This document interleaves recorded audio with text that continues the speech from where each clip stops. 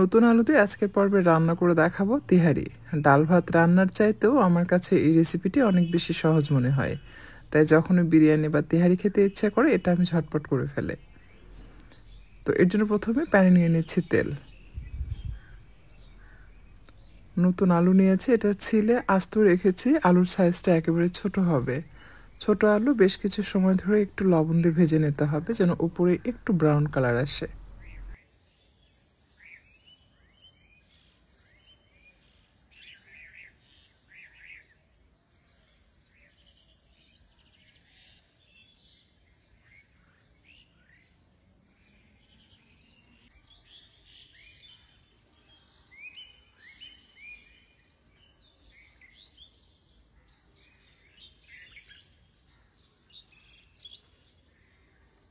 আলু ভাজা হয়ে গেলে আমি তুলে একপাশে রেখে দিচ্ছি। সেম তেলে দিয়ে দিচ্ছি পেঁয়াজ কুচি। আমি 2 মুঠ পরিমাণ পেঁয়াজ কুচি এখানে দিয়ে দিলাম।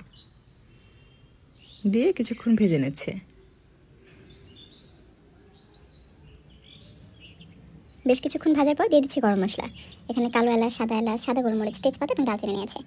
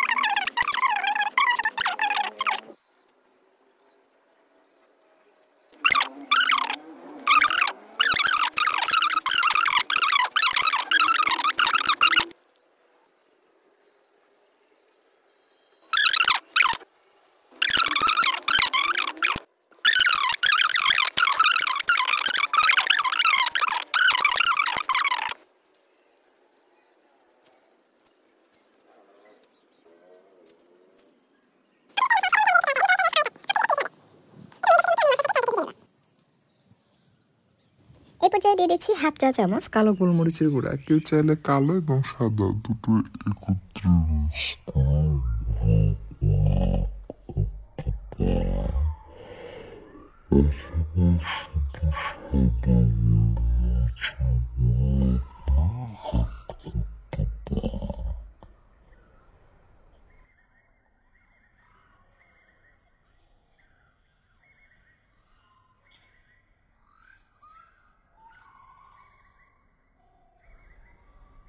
এখন দিয়ে দিচ্ছি ফুটন্ত গরম পানি।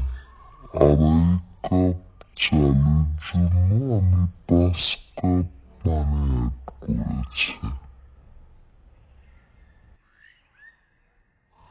দিয়ে দিচ্ছি 1 চা চামচ ভর্তি করে লবণ, আর সেই সাথে দিয়ে দিচ্ছি স্বাদ বৃদ্ধির জন্য টেস্টিং সল্ট 1/4 টিস্পুন। বিভিন্ন রেস্টুরেন্ট বা হোটেলগুলোতে বিরিয়ানি বা তেহারি রান্নায় কিন্তু এই টেস্টিং সল্টটা ব্যবহার করে, যার কারণে এটা অনেক বেশি মজার হয় খেতে। আর সাথে কিছুটা লেবুর রস দিয়েছি। লেবু যদি বড় হয় একটা স্লাইস করবেন, সেটা দিয়ে দিবেন। আর যদি ছোট হয় তাহলে একটা স্লাইস আর হাফ স্লাইস নেবেন, তাহলে লেবুর রসটা একদম পারফেক্ট হবে। তো খুব বেশি দেয়া যাবে না, তাহলে কিন্তু আবার টক লাগবে। লেবুর রস দেয়াতে স্বাদও ভালো আসে, পাশাপাশি রাইসটা ঝরঝরে হয় এবং একটু ধবধবে সাদা হবে। যখন খুব ভালোভাবে চালে বলক আসবে এবং পানি কিছুটা কমে যাবে, ঠিক এরকম পর্যায়ে অ্যাড করতে হবে এই ভুনা করে রাখা মাংস। এই পর্যায়ে মাংস দিলে আপনি এটা তেহারির স্বাদ পাবেন। আর এই মাংসটা যদি আপনি চালের পানি টেনে যাওয়ার পর অ্যাড করেন, তাহলে সেক্ষেত্রে আপনি বিরিয়ানির স্বাদ পাবেন।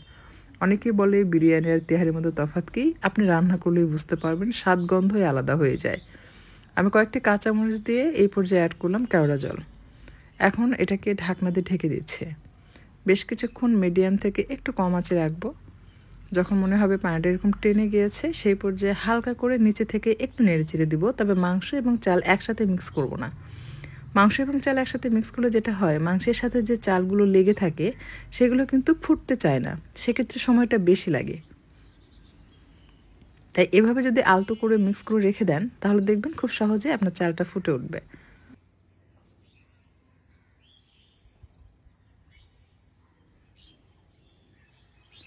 পানি প্রায় টেনে গিয়েছে দেখতে পাচ্ছেন। এই পর্যায়ে আমি সব কিছু একসাথে মিক্স করে নিচ্ছি, তা না হলে নিচে থেকে পুড়ে যাবে। যেহেতু আমি কড়াইয়ে রান্না করে দেখাচ্ছি, কড়াইয়ের নিচের অংশটা বেশ পাতলা, তাই এটা ঘন ঘন আমাকে উল্টে পাল্টে মিক্স করে নিতে হবে। এই পর্যায়ে আমি এই কড়াইয়ের নিচে একটা তাওয়া দিয়ে দিব, দিয়ে এটাকে দমে বসিয়ে রাখবো, তাহলে নিচে থেকে আর পুড়ে যাবে না। যদি এরকম কড়াইয়ে বা পাতিলে রান্না করেন সিলভারে, সেক্ষেত্রে অবশ্যই নিচে মোটা তাওয়া দিবেন, তাহলে নিচে থেকে আর পুড়ে যাবে না। তা না হলে দেখবেন মাঝখানে নিচে থেকে যেখানে তাপ লাগবে সেই জায়গায় রাইসগুলো পুড়ে যাবে, তখন খেতে কিন্তু ভালো লাগবে না। নিচে একটা তাওয়া দিয়ে আমি দমে বসিয়ে রাখছি। তো মাঝে মাঝে ঢাকনা খুলতে হবে আর উল্টে পাল্টে দিতে হবে। আমার রান্নাটা প্রায় হয়ে গেছে দেখতে পাচ্ছেন। আপনারা নিশ্চয়ই দেখে বুঝতে পাচ্ছেন যে কতটা যে ঝরঝরে হয়েছে। এই পর্যায়ে আপনি কিন্তু চাইলে কাঁচা সরিষার তেল অ্যাড করতে পারেন, যদি সরিষার তেলের ঝাঁঝালো টেস্টটা আপনি পছন্দ করেন। এতে করে সরিষার তেলের কাঁচা গন্ধ এবং ঝাঁঝালো টেস্টটা পাবেন, তবে আমি অ্যাড করছি না। এই তেহারিটা আমার খুবই পছন্দের। অনেকে অল্প মশলায় তৈরি করেন, আপনি এভাবে একবার তৈরি করে দেখবেন, অনেক ভালো লাগে। আর যারা নতুন রাঁধুনি তাদের জন্য বলতে চাই, যদি আপনারা নতুন চাল দিয়ে তেহারি বা বিরিয়ানি যে কোনো কিছু রান্না করেন, সেক্ষেত্রে চাল যা নেবেন তার তুলনায় পানির পরিমাণটা একটু কম নেবেন। এখন কিন্তু নতুন চাল নেই, এখন যে চালগুলো পাওয়া যাচ্ছে এগুলো পুরনো। সো যে পরিমাণ পোলার চাল নেবেন তার দ্বিগুণ পানি দিবেন, তাহলে দেখবেন আপনার রাইসটা একদম ঝরঝরে হবে আর পারফেক্ট হবে। চালের পরিমাণে পানি কম দিলে কিন্তু এখন চালটা ফুটবে না, তখন কিন্তু সেটা ভালো লাগবে না।